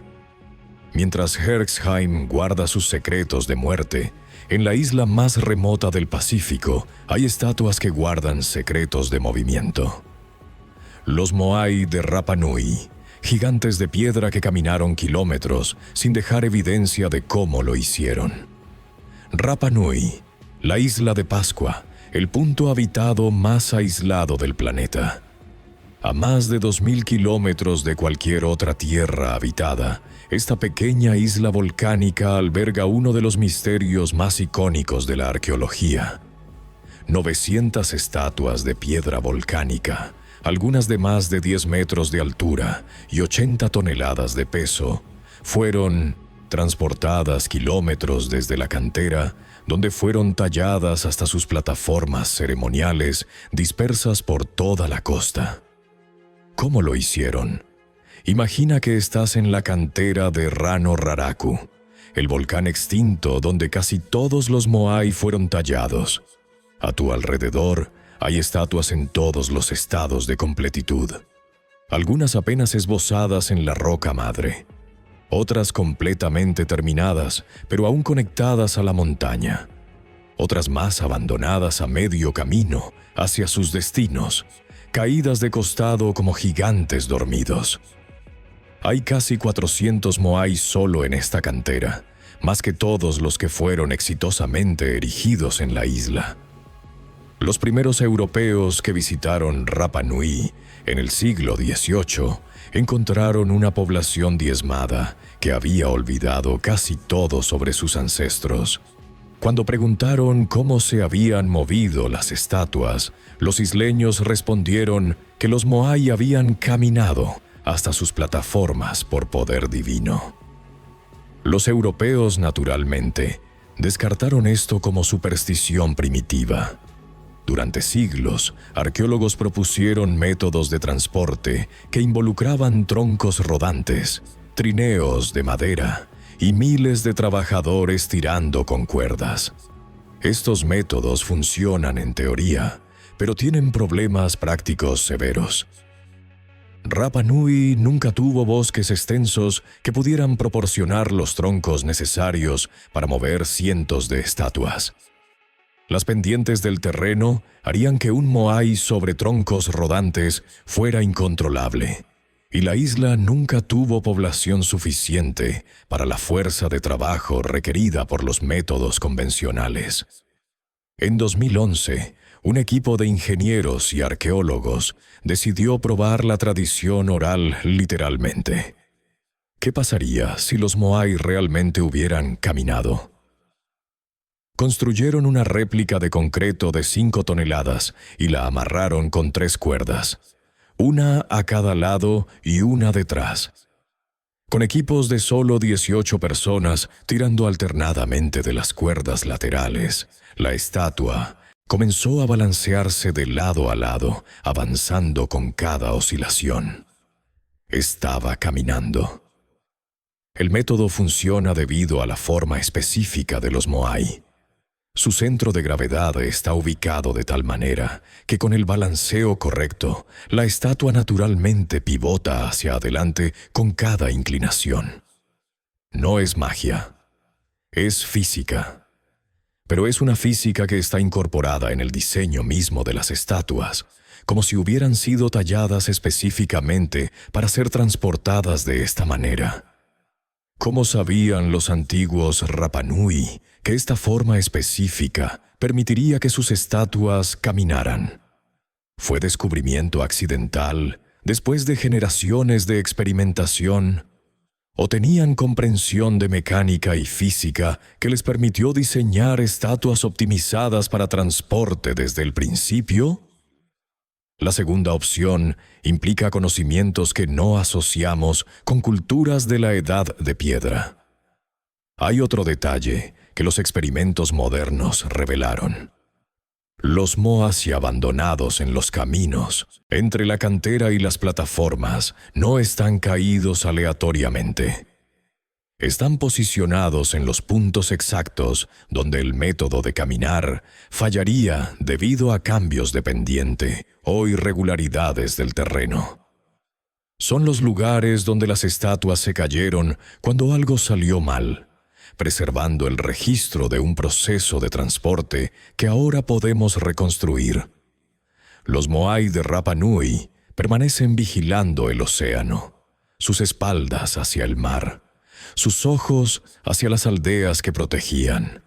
Son testigos de una civilización que desarrolló soluciones elegantes a problemas de ingeniería, soluciones que olvidaron tan completamente que sus descendientes las atribuyeron a magia.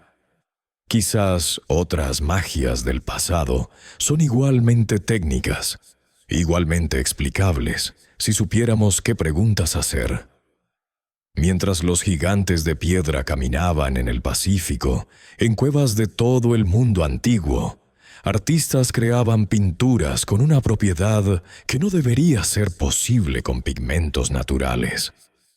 Pinturas que brillan en la oscuridad, que fluorescen bajo luz que sus creadores no deberían haber conocido. En cuevas de Europa, Australia, Indonesia y las Américas hay pinturas rupestres con una propiedad extraordinaria que no fue descubierta hasta que los investigadores comenzaron a usar luz ultravioleta en sus estudios. Bajo UV, pigmentos aplicados hace 10, 20, 30.000 años emiten fluorescencia. No reflejan la luz, la absorben y la reemiten en longitudes de onda diferentes. Brillan con luz propia en la oscuridad de las cuevas. Imagina que estás en Lascaux, la Capilla Sixtina de la prehistoria, hace 17.000 años. Es de noche en el mundo exterior, pero en la cueva siempre es de noche. Llevas una lámpara de grasa animal que ilumina apenas metros a tu alrededor. Y sin embargo, en las paredes, los toros y caballos que tus ancestros pintaron parecen moverse, parecen respirar. Sus contornos delineados por un resplandor tenue que no proviene de tu lámpara. Los análisis químicos de pigmentos fluorescentes en arte rupestre han identificado minerales específicos con propiedades fotoluminiscentes, ciertos óxidos de manganeso, compuestos de zinc, tierras raras como el europio. Estos minerales no son los más comunes ni los más accesibles. Los artistas paleolíticos tuvieron que buscarlos específicamente, procesarlos de maneras particulares que potenciaban su fluorescencia y aplicarlos en patrones que sugieren conocimiento deliberado de sus efectos ópticos. ¿Cómo sabían que estos pigmentos brillarían? La respuesta convencional propone observación casual. Quizás notaron que ciertas rocas brillaban tenuemente bajo la luz de las hogueras y decidieron usarlas para pintar. Es posible. Lo que no explica es la sofisticación del uso. En algunas cuevas, los pigmentos fluorescentes están reservados para elementos específicos de las pinturas. Los ojos de los animales, los contornos de figuras importantes, símbolos que aparentemente requerían este tratamiento especial. No es uso aleatorio, sino selectivo y deliberado. Hay cuevas donde los investigadores han notado algo más perturbador. Los pigmentos fluorescentes están aplicados en capas que solo brillan cuando se iluminan desde ángulos específicos. Si mueves tu fuente de luz, diferentes elementos de la pintura se activan y desactivan. Es como si las pinturas fueran animaciones primitivas, escenas que cambian según cómo las iluminas.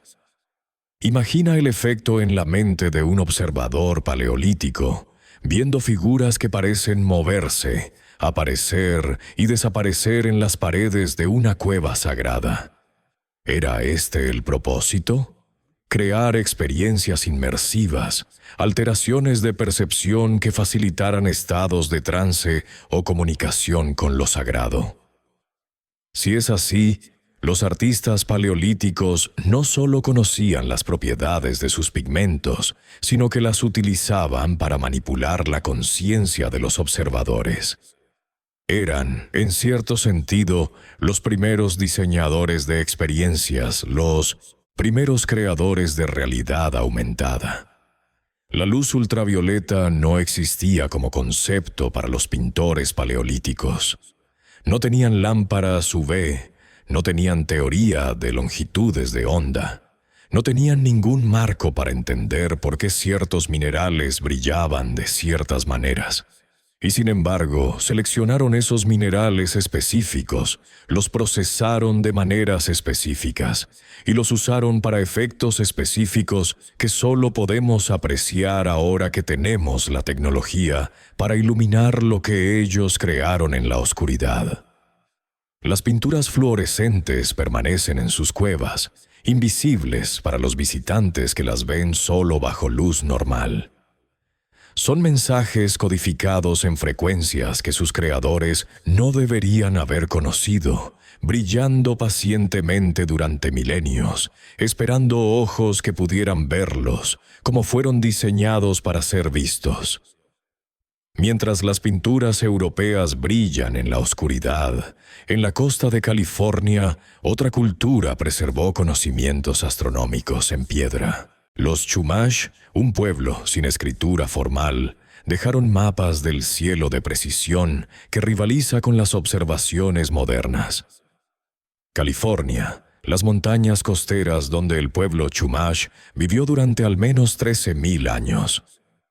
Esta cultura, clasificada tradicionalmente como cazadores-recolectores, sin agricultura ni escritura, dejó algo extraordinario en las cuevas y rocas de su territorio.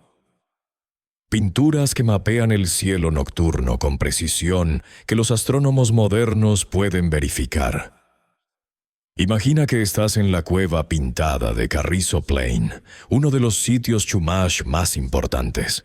Las paredes están cubiertas de símbolos en rojo, negro y blanco, círculos concéntricos, líneas radiantes, figuras que combinan elementos geométricos y orgánicos. Durante décadas, los arqueólogos los clasificaron como arte abstracto o símbolos chamánicos, sin significado específico, hasta que alguien tuvo la idea de compararlos con el cielo. Los círculos concéntricos corresponden a posiciones del Sol en fechas específicas del año. Las líneas radiantes marcan direcciones hacia puntos del horizonte, donde salen y se ponen estrellas importantes. Las figuras complejas representan constelaciones, no las constelaciones grecorromanas que conocemos, sino agrupaciones diferentes, igualmente válidas, que los Chumash identificaron independientemente. Y hay algo más. Registros del ciclo de Venus, el planeta que aparece como estrella de la mañana y de la tarde, trazado con precisión que indica observación sistemática durante generaciones. El ciclo de Venus tiene un período de 584 días, durante los cuales el planeta aparece como estrella matutina, desaparece, reaparece como estrella vespertina y desaparece de nuevo antes de reiniciar el ciclo. Para los mayas, este ciclo era fundamental para su calendario y su cosmología, pero los mayas tenían escritura, matemáticas posicionales y una tradición astronómica documentada durante siglos. Los Chumash, según la narrativa estándar, no tenían nada de esto. ¿Cómo registraron observaciones que requieren décadas de seguimiento continuo? ¿Cómo transmitieron conocimientos precisos de generación en generación sin escritura? ¿Cómo calcularon posiciones futuras de cuerpos celestes sin matemáticas formales? Las pinturas Chumash sugieren que nuestras definiciones de escritura y matemáticas son demasiado estrechas, que existen formas de registrar y transmitir información compleja que no reconocemos porque no se parecen a nuestros sistemas. Hay investigadores que han propuesto que los símbolos Chumash son una forma de escritura que no hemos descifrado completamente. No escritura alfabética ni ideográfica, sino algo diferente. Un sistema de notación diseñado específicamente para registrar información astronómica y calendárica. Si esto es cierto, Los Chumash desarrollaron una tecnología intelectual sofisticada que pasó desapercibida porque no se ajustaba a nuestras expectativas de cómo debería verse la escritura. Las pinturas Chumash permanecen en sus sitios originales, muchos de ellos sagrados para los descendientes actuales del pueblo, que continúan utilizándolos para ceremonias. Son bibliotecas de piedra que guardan conocimientos que apenas comenzamos a leer, testimonios de una tradición astronómica que sobrevivió milenios de transmisión oral antes de que los colonizadores europeos la interrumpieran casi completamente. Mientras los Chumash mapeaban el cielo al otro lado del continente, en los Andes peruanos, otra cultura diseñaba espacios que no solo representaban el cosmos, sino que alteraban la percepción de quienes los habitaban. Chavín de Huántar, el templo que era una máquina de transformar la conciencia. Perú, los Andes centrales, hace aproximadamente 3000 años. Los constructores de Chavín de Huántar crearon algo más que un templo. Crearon un instrumento. Un instrumento diseñado no para producir música, sino para alterar la mente humana, para disolver las barreras entre lo ordinario y lo sagrado, para transformar a quienes entraban en sus galerías subterráneas.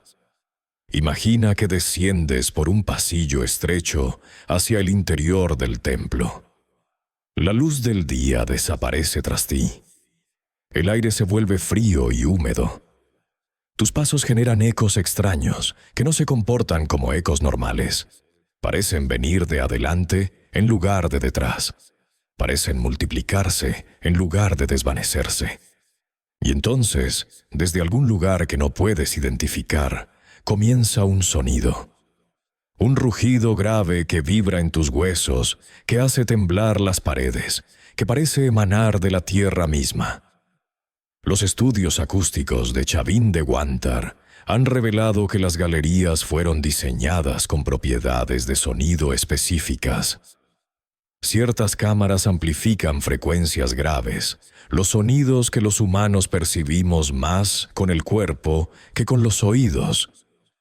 Otras cámaras generan efectos de desorientación, ecos que llegan desde direcciones inesperadas que hacen imposible localizar la fuente de un sonido. Otras más producen batidos biaurales, interferencias entre frecuencias ligeramente diferentes que, según investigaciones modernas, pueden inducir estados alterados de conciencia. Los sacerdotes de Chavín utilizaban estas propiedades en combinación con otras técnicas. El cactus San Pedro, una planta psicoactiva nativa de los Andes, era consumido por los peregrinos antes de entrar al templo. En la oscuridad total de las galerías, bajo los efectos de la planta, bombardeados por sonidos diseñados para desorientar y aterrorizar, los visitantes tenían experiencias que interpretaban como encuentros con lo divino. En el centro del templo hay una escultura llamada el Lanzón, una piedra tallada de más de 4 metros que representa un ser con colmillos de felino, garras y serpientes como cabello. Está ubicado en una cámara donde todas las propiedades acústicas convergen, donde los efectos de sonidos son más intensos. Imagina encontrarte con esta imagen en la oscuridad, intoxicado, mientras rugidos parecen emanar de su boca de piedra. No sería una experiencia religiosa pasiva. Sería transformación visceral. ¿Cómo diseñaron los constructores de Chavín espacios con propiedades acústicas tan específicas? La acústica arquitectónica es una ciencia compleja que Occidente no desarrolló formalmente hasta el siglo XIX. Requiere comprensión de cómo el sonido se refleja en superficies, cómo las frecuencias interactúan, cómo los espacios amplifican o absorben diferentes componentes del espectro audible. Los constructores de Chavín no tenían esta teoría, al menos no en forma que reconoceríamos, pero tenían los resultados. Quizás desarrollaron sus conocimientos empíricamente a través de generaciones de experimentación. Quizás tenían tradiciones de conocimiento acústico que no dejaron registro escrito. O quizás heredaron técnicas de fuentes aún más antiguas, conocimientos que se transmitían de constructor a constructor sin que nadie recordara su origen. Chavín de Huántar está ahora parcialmente restaurado y abierto a visitantes, pero las experiencias originales son irrecuperables. Sin la oscuridad total, sin las sustancias psicoactivas, sin los sonidos rituales generados por sacerdotes que conocían exactamente cómo manipular el espacio, el templo es solo piedra. Pero la piedra recuerda. Las propiedades acústicas permanecen, esperando oídos que puedan escuchar lo que los constructores diseñaron hace 3 milenios. Mientras Chavín alteraba conciencias individuales, al otro lado del mundo, algo alteraba civilizaciones enteras.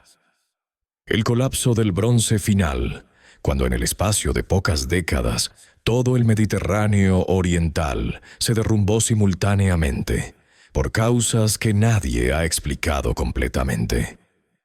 1200 antes de nuestra era. En el espacio de unas pocas décadas, entre aproximadamente 1200 y 1150, todo el mundo mediterráneo oriental se derrumba. Civilizaciones que habían prosperado durante siglos desaparecen casi simultáneamente. No una, no dos, todas. Es el evento más catastrófico de la historia antigua, y después de más de un siglo de investigación, nadie sabe realmente qué lo causó. Imagina el mundo del bronce final en su apogeo, alrededor del año 1250. El imperio hitita domina Anatolia y el norte de Siria, con una capital en Hattusa que rivaliza con cualquier ciudad del mundo. Micenas controla el Egeo, sus palacios llenos de tesoros, sus flotas dominando el comercio marítimo.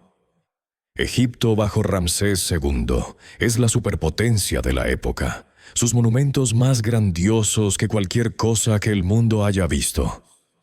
Ugarit, Biblos, Tiro, ciudades comerciales del Levante, conectan estas civilizaciones en una red de intercambio que abarca desde Afganistán hasta España. 50 años después, todo ha terminado. Hattusa es incendiada y abandonada. Sus archivos, miles de tablillas de arcilla, son los últimos documentos que la civilización hitita producirá jamás. Micenas arde, sus palacios destruidos, su escritura olvidada durante siglos hasta que fue redescifrada en el siglo XX. Ugarit es arrasada tan completamente que su ubicación se perdió hasta 1929. Egipto sobrevive, pero disminuido, replegándose dentro de sus fronteras, perdiendo su imperio asiático permanentemente. Los textos de la época que sobreviven, principalmente de Egipto y Ugarit, hablan de invasores llamados pueblos del mar.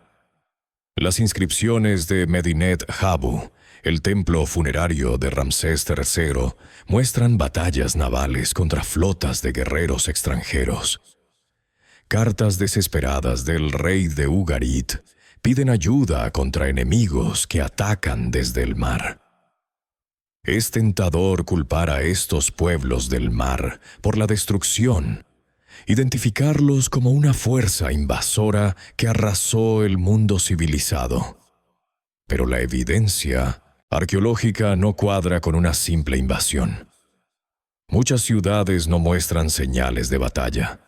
Fueron destruidas, sí, pero desde dentro. Incendios que comenzaron en palacios, no en murallas. Poblaciones que se fueron, no que fueron masacradas. Como si los habitantes hubieran decidido destruir sus propias ciudades antes de abandonarlas. Además, ¿quiénes eran los pueblos del mar? Los textos egipcios los nombran. Peleset, Jeker, Shekelesh, Denyen, Weshesh.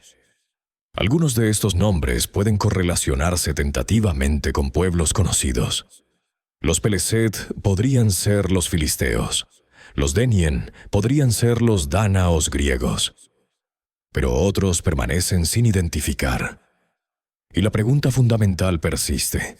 ¿De dónde vinieron tantos invasores y por qué atacaron simultáneamente desde direcciones múltiples?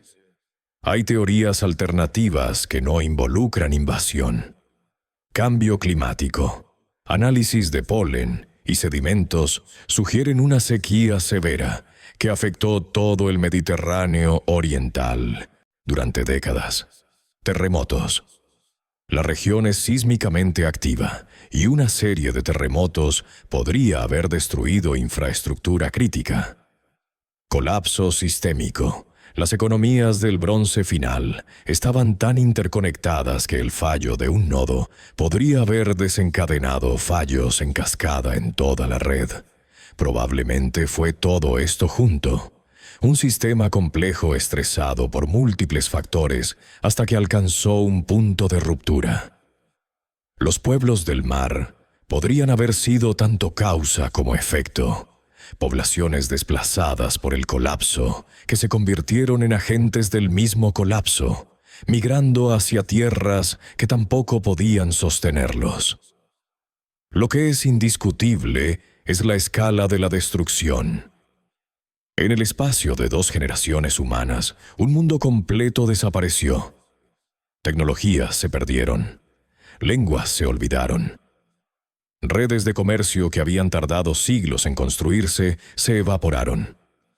El Mediterráneo entró en una edad oscura de varios siglos, de la cual emergerían eventualmente la Grecia clásica y la Fenicia comercial, mundos completamente diferentes al que había existido antes. El colapso del Bronce Final es un recordatorio perturbador de la fragilidad de las civilizaciones complejas. Sociedades que parecían invencibles pueden desaparecer en décadas. Conocimientos que parecían permanentes pueden perderse completamente. Y las causas del colapso pueden ser tan múltiples y entrelazadas que ninguna explicación simple es suficiente. Miramos el mundo del Bronce Final desde el otro lado del abismo que lo separó del nuestro. No sabemos exactamente qué lo destruyó. Solo sabemos que fue destruido y que los sobrevivientes tuvieron que reconstruir todo desde casi cero. Hemos viajado juntos a través de 20 misterios que la ciencia, con toda su sofisticación, no ha logrado explicar completamente. Desde las huellas imposibles de Creta hasta el colapso catastrófico del Bronce Final, desde cráneos que no encajan en ningún árbol evolutivo, hasta estatuas que caminaron por poder que apenas comenzamos a comprender. Cada uno de estos enigmas es una ventana a un pasado más extraño, más complejo y más misterioso de lo que los libros de texto nos enseñaron. Son recordatorios de que la historia no es una línea recta de progreso, sino un laberinto de caminos interrumpidos, conocimientos perdidos y civilizaciones olvidadas. Piensa por un momento en todo lo que hemos olvidado como especie. Las técnicas que permitieron perforar piedra con precisión imposible. Los métodos de observación astronómica que funcionaban sin instrumentos. Las formas de organización social que movieron estatuas de 80 toneladas con equipos pequeños. Los conocimientos acústicos que transformaban templos en máquinas de alterar la conciencia. Todo esto existió, funcionó y se perdió. No sabemos cuántas veces la humanidad ha subido la escalera del conocimiento solo para caer de nuevo. No sabemos cuántos descubrimientos fueron hechos y olvidados antes de que alguien los redescubriera siglos o milenios después. No sabemos qué capacidades tenían nuestros ancestros que nosotros hemos perdido, qué veían ellos que nosotros somos ciegos para percibir. Los 20 misterios que hemos explorado no son fracasos de la ciencia. Son invitaciones a la humildad. Son recordatorios de que por mucho que hayamos aprendido, hay más que desconocemos. Y eso está bien. El misterio no es el enemigo del conocimiento, es su motor. Cada pregunta sin respuesta es una frontera por explorar, un territorio por mapear, una aventura por emprender. Nuestros ancestros miraron el mismo cielo que miramos nosotros. Caminaron sobre la misma tierra. Se hicieron las mismas preguntas fundamentales sobre el origen y el destino. Algunos de ellos encontraron respuestas que nosotros hemos perdido. Otros dejaron preguntas que nosotros aún no hemos sabido formular correctamente. Todos ellos, desde los seres que caminaron por Creta hace casi 6 millones de años hasta los escribas que registraron la caída del mundo del bronce, eran buscadores como nosotros, exploradores del misterio de la existencia. Si este viaje les ha hecho pensar, cuestionar, maravillarse, entonces ha cumplido su propósito. Compartan con quienes aman los enigmas tanto como ustedes. Déjenme un comentario con cuál de estos 20 misterios les pareció más fascinante. ¿Cuál les gustaría que exploráramos más profundamente? Y si aún no lo han hecho, consideren suscribirse para acompañarnos en futuros viajes hacia lo inexplicable. El pasado no está cerrado. Cada excavación lo reabre.